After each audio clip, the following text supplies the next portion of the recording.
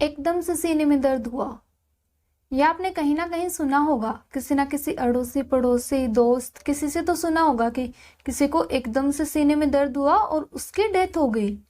सो ऐसा क्यों होता है? हार्ट अटैक, एमआई, ये सुना होता है। इसके क्या कारण है? क्या सिम्टम्स देखने को मिलते हैं पेशेंट में?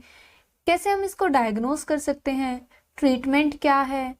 क्या करना चाहिए और क्या नहीं करना चाहिए इससे बचने के लिए? इन सारी बातों को हम इस वीडियो में देखने वाले हैं। सो वीडियो को पूरा देखिएगा। मैं आपको बताने वाली हूँ एक्यूट कोरोनरी सिंड्रोम के बारे में। छाती में दर्द, जो इस पिक्चर में दिखाया जा रहा है कि इन बाबा ने अपनी छाती पे हाथ रख रखा है क्योंकि इनको दर्द हो रहा है। पिक्चर ऐसा प्रिटेंड कर रही है हमें। सो आइए देखते हैं what is acute coronary syndrome. ये क्या है? एक्यूट मतलब एकदम से। कोरोनरी ब्लड वेसल्स होती हैं जो हार्ट को ब्लड सप्लाई करती हैं। हार्ट पूरी बॉडी को ब्लड सप्लाई करता है, बट जो हार्ट को भी तो सप्लाई चाहिए ना, हार्ट को भी ब्लड चाहिए होता है। तो कोरोनरी ब्लड वेसल्स होती हैं जो हार्ट को ब्लड सप्लाई करती हैं। हार्ट की ब्लड सप्लाई में कुछ दिक्कत होती है तो दर्द होता है और अचानक से पेशेंट की डेथ भी हो जाती है। एक लाइफ थ्रेटनिंग कंडीशन है जिसमें क्या होता है कि जो ब्लड फ्लो है हार्ट को वो प्रॉपर नहीं मिल पाता है, जिसकी वजह से एमआई, मायोकार्डियल इन्फेक्शन, जिसे हम हार्ट अटैक्स बोलते हैं, या अनस्टेबल एंजाइना, ये पार्ट है एसीएस की, that is acute coronary syndrome. Angina chest pain. Myocardial infection में क्या होता है, जो हार्ट की मसल्स हैं उनकी डेथ होना स्टार्ट हो जाती है। क्यों? क्योंकि उनको प्रॉपर ब्लड नहीं मिल पाता है। अगर ब्लड की कमी की वजह से जो मसल्स हैं वो डाई करना स्टार्ट कर देती हैं। और अनस्टेबल एंजाइना का मतलब क्या है कि हार्ट रिलेटेड पेन होता है जो कि रेस्ट पे भी होता है। मतलब कभी कभी होता है कि कुछ फिजिकल एक्टिविटी कर रहे हैं, कोई काम कर रहे थे, उस टाइम पे पेन स्टार्ट हो गया।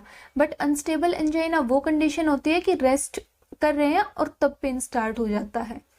अब इसके क्या कारण होते हैं? What cause acute coronary syndrome? Poor blood supply होती है, इनफ ऑक्सीजन नहीं मिल पाती है हार्ट को, जिसकी वजह से जो हार्ट की मसल्स हैं वो डाई करना स्टार्ट कर देती हैं और पेशेंट को एमआई, हार्ट अटैक, एंजाइना होता है। अब ये लो ब्लड फ्लो हार्ट को होता क्यों है? क्योंकि जो हार्ट की कोरोनरी आर्टरी है उनमें कोई डिजीज होती है। वो किस वजह से होती है? एथ्रोस्क्लेरोसिस हो सकता है या फिर वेसल में स्पाज्म हो सकता है। एथ्रोस्क्लेरोसिस क्या होता है? एक स्कैरिंग और फैट का डिपोजिशन होना स्टार्ट हो जाता है। फैट का डिपोजिशन होने के बाद से जो ब्लड वेसल है वो नैरो हो जाती है, स्पेस कम हो जाता है, तो जो ब्लड फ्लो है, ब्लड की सप्लाई है, वो कम हो जाती है। जो कोरोनरी आर्टरीज हैं वो क्या काम करती हैं? जो ब्लड है उसको, मतलब हार्ट से ब्लड, हार्ट की जो मसल्स हैं जो वर्क करती हैं पंपिंग का, मेनली हार्ट क्या करता है? पंपिंग ऑफ ब्लड ना। उसके लिए मसल्स को भी तो एनर्जी चाहिए, उन तक भी तो ब्लड पहुंचना चाहिए, ऑक्सीजन पहुंचनी चाहिए, तो कोरोनरी आर्टरीज वो काम करती हैं। जो एबनॉर्मल हार्ट वॉल्स होती हैं, एबनॉर्मल हार्ट रिदम्स होती हैं, वो इंटरफेयर करती हैं ब्लड फ्लो में हार्ट और कोरोनरी वेसल्स तक। मतलब इस वजह से भी हो सकता है कि हार्ट की वॉल्स का कोई प्रॉब्लम है, या जो हार्ट बीट है, हार्ट रिदम्स है, एरिथमिया अगर पेशेंट को हो रहा है तो इस वजह से ऐसा हो सकता है। या एक रीजन हो सकता है एनीमिया, कि एनीमिया की वजह से जो फ्लो है वो हिंडर कर सकता है। और फैक्टर्स की बात करें तो age, increased age more than 55, family history हो हार्ट डिजीज की, स्मोकिंग एक बहुत बड़ा फैक्टर है जो कि अफेक्ट करता है। लास्ट वीडियो में मैंने बात की थी एब्डोमिनल एओर्टिक एन्यूरिज्म, उसमें भी जो दिक्कत थी वो स्मोकिंग की वजह से हो रही थी। तो स्मोकिंग एक फैक्टर है जो हार्ट डिजीज के लिए या फिर ब्लड वेसल्स से रिलेटेड डिजीज के लिए रिस्पॉन्सिबल होता है। ओवरवेट होना, इनफ एक्सरसाइज ना करना, diabetes, high blood pressure, high cholesterol levels, high fat diet, ये सारे जो फैक्टर्स हैं वो रिस्क को इंक्रीज कर देते हैं एक्यूट कोरोनरी सिंड्रोम के। अब बात करते हैं कि इसके सिम्टम्स क्या क्या देखने को मिलेंगे। जो मेन सिम्टम्स होता है कि टाइटनेस फील होगी, डल एक मीन्स दर्द होगा, हैवीनेस फील होगी, और जो पेन है वो नेक, लेफ्ट शोल्डर और आर्म्स में देखने को मिलेगा, स्पेशली लेफ्ट आर्म में। जो पेन है वो स्लोली भी हो सकता है और सडनली भी हो सकता है, स्मूथ भी हो सकता है और डल भी हो सकता है, मतलब एकदम तेज दर्द भी हो सकता है और हल्का दर्द भी हो सकता है। और कभी कभी क्या होता है कि कोई बच्चों के साथ खेल रहा है, कोई बड़ा, तो उस वजह से, बच्चे खेल रहे हैं उस वजह से हो सकता है।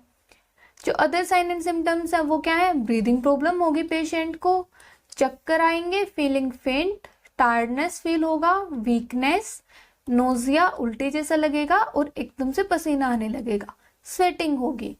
ये सिम्टम्स देखने को मिलेंगे हमें एक्यूट कोरोनरी सिंड्रोम के। अब इसको डायग्नोस कैसे किया जाएगा? जो हेल्थ केयर प्रोवाइडर हैं वो फर्स्टली मेडिकल हिस्ट्री लेंगे और फिजिकल एग्जामिनेशन करेंगे।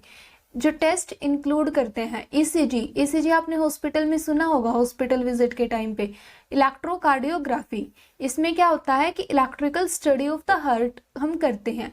जो ईसीजी होती है उसमें लीड्स लगाई जाती हैं चेस्ट पे और उससे हम हार्ट की एक्टिविटी को एक पेपर पे वो ग्राफ बन के आता है, उससे मॉनिटर करते हैं। Exercise, stress test, ultrasonography, ultrasound, blood test कर सकते हैं। फैक्टर्स होते हैं कुछ जो ब्लड में हमें देखने को मिलते हैं, उनका अप एंड डाउन।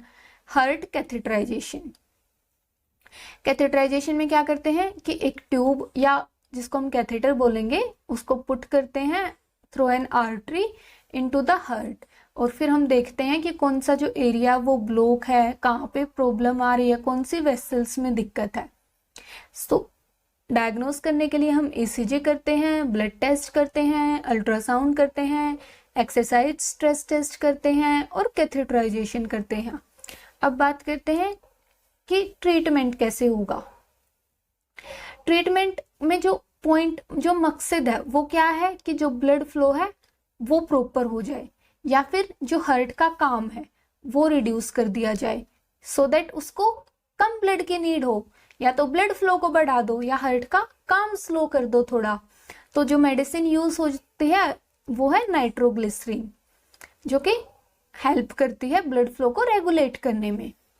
कुछ और ड्रग्स होती हैं जैसे कि बीटा ब्लॉकर्स, जो कि हाइपरटेंशन को ट्रीट करने के लिए यूज की जाती हैं। ये क्या करती हैं, जो हार्ट रेट है उसको कम करके जो हार्ट का वर्क है उसको कम कर देती हैं। और हम कंट्रोल कर सकते हैं डायबिटीज को, हाई ब्लड प्रेशर को, हाई कोलेस्ट्रोल को, क्योंकि इसकी वजह से ये सारी दिक्कतें हमें देखने को मिलती हैं। रिस्क फैक्टर्स में हमने पढ़ा था कि older age, high blood pressure, diabetes, high fat diet, high cholesterol, ये सारी चीजें अफेक्ट करती हैं। फिर सर्जरी एक ऑप्शन होता है हमारे पास। अगर मेडिसिन से इफेक्ट नहीं आ रहा है तो हम सर्जरी करते हैं। सर्जरी किस लिए, जो क्लोज्ड ब्लड वेसल्स हैं उसको ओपन करने के लिए, टू ओपन ब्लॉक्ड वेसल्स। इस प्रोसीजर को हम बोलते हैं एंजियोप्लास्टी। एंजियोप्लास्टी में क्या करते हैं, स्टेंट को प्लेस किया जाता है। एक मेश ट्यूब्स होती हैं और कोरोनरी आर्टरी बाईपास ग्राफ्टिंग, एक बलून टाइप डिवाइस होता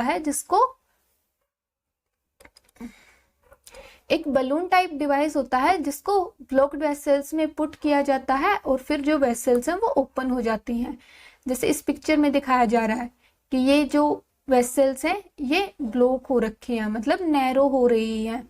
तो इसमें हम ये स्टेंट इंसर्ट कर देते हैं और फिर इसको एक्सपेंड करते हैं, तो जो वेसल्स हैं वो वाइडन अप हो जाती हैं और इससे फिर जो ब्लड फ्लो था वो प्रॉपर हो जाता है। अब बात करते हैं कि इसको मैनेज करने के लिए कुछ डू और डोंट्स हैं, मतलब हमें क्या करना चाहिए और क्या नहीं करना चाहिए। एक तो स्ट्रेस कम लेना है। स्ट्रेस लेने से क्या होगा, हाई ब्लड प्रेशर है वो कम रहेगा। अगर किसी को हाइपरटेंशन की दिक्कत है तो do reduce stress to low high blood pressure, and उससे क्या होगा, रिस्क ऑफ एंजाइना भी कम हो जाएगा। फिर है, अगर कोई ओवरवेट है तो वेट को लूज करना है।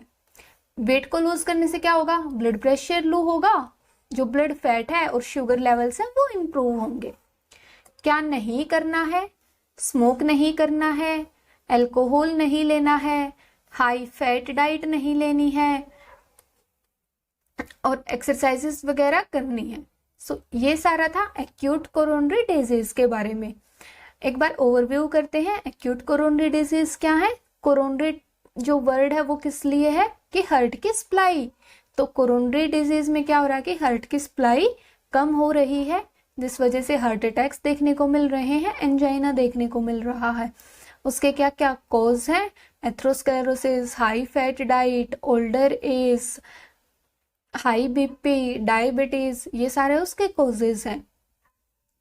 सिम्टम्स क्या देखने को मिल रहे हैं, एकदम से पेन हो रहा है जो कि आर्म में आ रहा है, लेफ्ट आर्म में ज़्यादा देखने को मिल रहा है, लेफ्ट शोल्डर पेन हो रहा है। उसके बाद डायग्नोस कैसे करते हैं, ईसीजी करते हैं, अल्ट्रासोनोग्राफी करते हैं, ब्लड टेस्ट करते हैं, कैथेटराइजेशन करते हैं, ट्रीटमेंट कैसे करते हैं। कुछ ड्रग्स हैं जो हार्ट के वर्कलोड को कम करती हैं, कुछ हैं जो ब्लड प्रेशर है उसको मेंटेन करने के लिए यूज़ की जाती हैं। और फिर अगर इस सारी चीज़ों से मैनेज नहीं होता है तो सर्जरी का ऑप्शन होता है हमारे पास, एंजियोप्लास्टी और कोरोनरी आर्टरी बाईपास ग्राफ्टिंग। और कुछ चीज़ें जो हम मॉडिफाई कर सकते हैं, लाइक स्मोक नहीं करना है, अल्कोहल नहीं लेना है, हाई फैट डाइट नहीं लेनी है, रेगुलर एक्सरसाइज करनी है, वेट अगर ओवर वेट है तो वेट कम करना है। होप्सो वीडियो आपके लिए हेल्पफुल रहा होगा। And for more videos keep watching our channel, that is patient teaching guide. Ask your doubts in the comment section. जो भी कोई सवाल है वो आप कमेंट सेक्शन में पूछ सकते हैं। And share and subscribe our channel. Thank you.